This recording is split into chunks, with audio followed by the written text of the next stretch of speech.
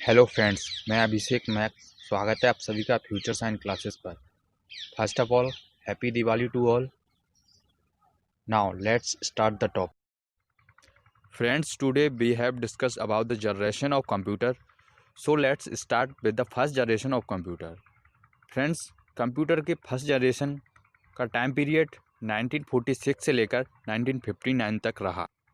इस समय में डेवलप सारे के सारे कंप्यूटर्स लार्ज और अनरिलीवेबल हुआ करते थे तथा ये वैक्यूम ट्यूब टेक्नोलॉजी पर बेस्ड थे।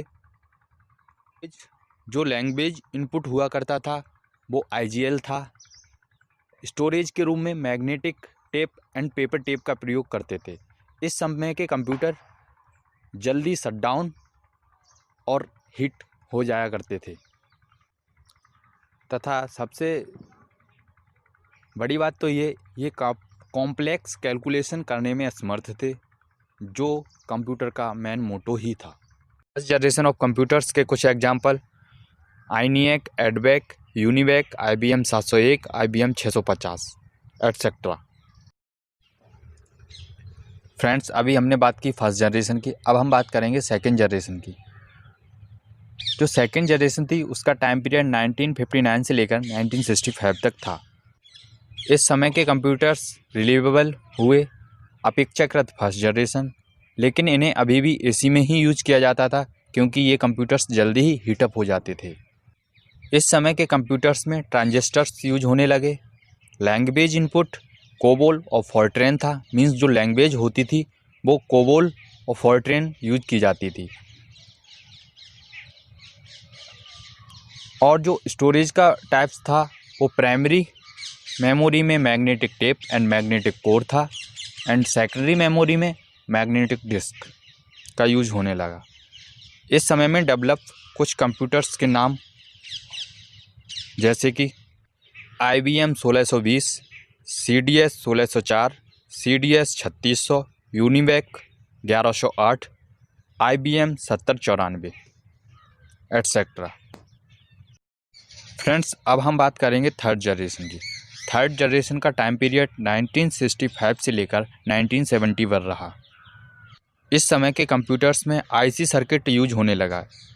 एक ऐसी प्लेट जिस पर ट्रांजिस्टर, रेजिस्टेंस और अदर स्मॉल कंपोनेंट्स को एक साथ सेटअप किया जा सके, जिसका श्रेय जैक किल्वी को जाता है। मींस जो आविष्कारक थे IC सर्किट के वो जैक किल्वी थे। इस समय के कंप्यूटर्स इलेक्ट्रिसिटी को कम कंज्यूम करते थे और अधिक रिलीवेबल हुए। इस समय के कंप्यूटर्स में जो लैंग्वेज इनपुट था वो COBOL, pascal, Fortran second, Fortran fourth, ALGOL 68 and basic, इस तरह के कुछ लैंग्वेज इनपुट यूज्ड हुए। इस जनरेशन के कंप्यूटर्स जो कॉम्प्लेक्स कैलकुलेशन थी उसे करने में सफल हुए। इस जनरेशन में डेवलप कुछ कंप्यूटर्स के नाम जैसे कि IBM 360, Honeywell 6000 series, IBM 370। Friends, अब हम बात करेंगे फोर्थ जनरेशन की। जो फोर्थ जनरेशन का टाइम पीरियड था वो 1971 से लेकर 1980 तक रहा। इस समय के कंप्यूटर्स में VLSI टेक्नोलॉजी यूज होने लगी। Means very large scale integrated circuit technology. Means अब एक ही IC सर्किट पर 5000 plus transistors and other small components just like transistors and resistance एक साथ सेटअप किए जा सकते थे। इसी जनरेशन में माइक्रो प्रोसेसर और फर्स्ट सुपर कंप्यूटर्स डेवलप हुआ। इस जनरेशन के कंप्यूटर्स का language input C++, C++, C+ तथा DBase लैंग्वेज एटसेट्रा थे।